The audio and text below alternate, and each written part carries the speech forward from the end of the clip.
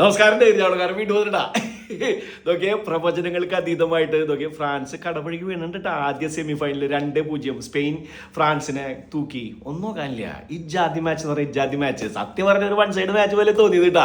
Spain well planned ആയിരുന്നു കേട്ടാ. അവരുടെ നോക്കി നിങ്ങൾ അവരുടെ കളി ശ്രദ്ധിച്ചോ, മിഡ്ഫീൽഡേഴ്സ് ആയിക്കോട്ടെ ഡിഫൻസ് ആയിക്കോട്ടെ എനങ്ങാൻ പറ്റില്ല. ചില സമയത്ത് നമുക്ക് തോന്നിപ്പോവും മെയിൻ പ്ലേയേഴ്സ് എംബാപ്പയ്ക്ക് എവിടെയെന്ന് തോന്നി. 75 മിനിറ്റിന് ശേഷം ഒരു നല്ല 2-3 ഷോട്ടുകൾ അവരുടെ എന്താ പറയുക സ്പെയിനിന്റെ പോസ്റ്റിലേക്ക് കയറ്റിയിട്ടില്ല എന്നുള്ളതാണ് സത്യസന്ധമായിട്ടുള്ള ഒരു കാര്യം.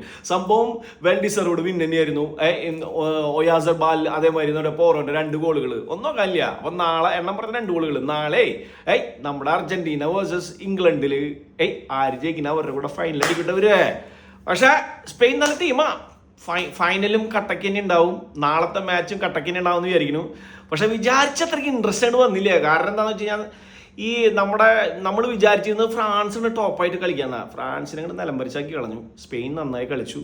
അതുകൊണ്ട് അടിപൊളി മാച്ച് കാണാൻ പറ്റിയില്ല എങ്കിലും കുഴപ്പമില്ല. അപ്പോൾ നാളത്തെ മാച്ച് ഇതിനും ഗംഭീരമാവട്ടെ, അതിനും മേലെ ആവട്ടെ ഫൈനൽ. അപ്പോൾ ഒന്ന് നോക്കണ്ട, very all the best Spain നാളത്തെ ജയിക്കുന്ന ടീമിനും. അപ്പോൾ 28 അങ്ങോട്ട് പോകാം അവിടെ.